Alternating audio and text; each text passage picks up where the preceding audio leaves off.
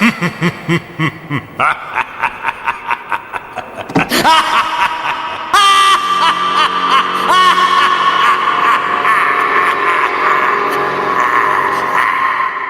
will bet the devil in my head.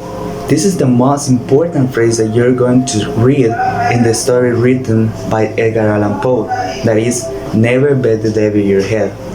Today, I will have the opportunity to talk about this story, and I will tell you all the events that are going to happen into the story. First of all, you have to know all the characters that will appear in this story. The first character is the narrator. In this case, the narrator will tell you all the events that are going to happen into the story, but he is into the story too. The second is Toby. Toby is the main character because all the story make emphasis in his life. And the last character, that is the old man. This old man is a weird old man that appears at the end of the story. The story begins talking about the narrator because a lot of people are accusing him that he never writes a moral at the end of the story. So for that reason, the narrator is trying to prove that he always writes a moral at the end of the story. For that reason, he makes the decision to write this story about Toby because he tries to stop all the critics that all the people are making to him. Some days later, we can see that Toby doesn't stop to say the phrase. So one day the narrator and Toby are walking together in the street when they arrive to a covered bridge. We can see that the bridge is creepy and also is dark inside. The bridge has a lot of obstacles inside and also it doesn't have too much windows. So in that moment, Toby has a great idea. And he said, I will bet the devil in my head that I can jump all the obstacles that you can see here. So in that moment, the narrator feels afraid about it because for him it was impossible to jump all the obstacles that are there. And also he is afraid about the covered bridge because it is creepy and it is dark. So he said that it is not a good idea to do that because it can be impossible to him. And also we can see that in the bridge, near to the bridge, at the exit of the bridge, it is a turnstile. So that turnstile is located exactly at the exit of the bridge. So for that reason, the narrator thinks that it is impossible to jump the turnstile because it will be dangerous for him. But in this case, we can see that Toby is always saying that he can do whatever he wants. So for that reason, he said, I will bet the devil in my head that I can do it. So in that moment, when he's saying this phrase, the narrator feels a little bit scared about a man that is next to him.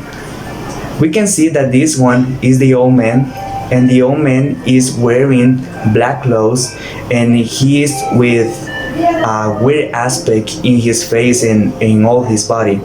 So we can see that the narrator gets afraid when he sees him. So for that reason, he said to Toby that is not a good idea. But in this case, the old man moves and he approaches where Toby and the narrator are. So in this case, what the old man tries to do is to motivate Toby that he can does it. So in this case, we can see that the old man is trying to motivate him, and he says to him that he can do it, that he can does it. So we can say that the old man says, I will count 1, 2, 3 and away, and you're going to jump. So but you have to be ready when I say the word away. So Toby gets prepared because he wants to prove that he can jump the obstacles that are there. So for that reason, the old man starts to count, and he say 1, 2, 3 and away. So in that moment, Toby gets prepared and he starts to run. But in that moment, we can see that the narrator is thinking about all the situation that is happening right now. So for that reason, he stops to think and he starts to see all the plan that the old man has in that moment. So in that moment, he says to Toby that he needs to stop, but he doesn't. So in that case, we can see that Toby is running and is running a lot and very fast.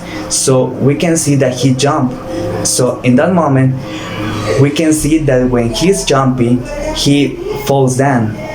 So when Toby falls down, immediately we can see that the old man arrives. So in that moment, when the old man approaches where the Toby's body is, he just takes something to the floor and he escapes. So in that moment, what the narrator does is approach where the body of Tobias is, and he sees that he doesn't have a head. So for that reason, he gets afraid about it, and he starts to think what could happen in that moment. And he sees that in the exit of the bridge, it was not only the turnstile, but also it was an iron bar.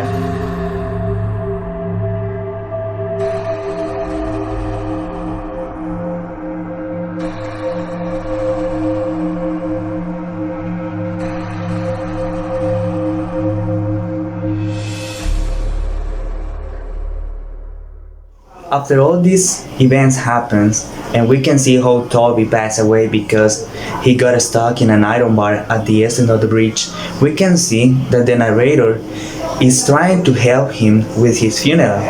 But when the narrator tries to pay the bill for the funeral, they don't accept the money. So for that reason, the narrator is trying to help him, but he couldn't. So we can see at the end of the story that he cannot pay the bill for the funeral, so the last option for him is sell the body to someone else. So he sells the body to someone, and that body will be used as food for dogs. So we can see that at the end of the story, the guy that was always saying that he can bet the devil his head, he passed away, and because he get stuck in a iron bar. And we can see that at the end, the way how he finished was very bad because he finished as food for dogs. And we can see that the story has a moral at the end, and that is that you don't have to prove that you can do a lot of things to other people. You just have to stay there, and if you have something or you can do something, you just need to do it, but you don't have to try to always show to the people that you can do whatever you want. So in this case, we can see that it has a moral, that you don't have to bet some things that are very important for you, and more, you don't have to bet those things to something that is very dangerous as the devil. So we can see that this story at the end gives us a good moral.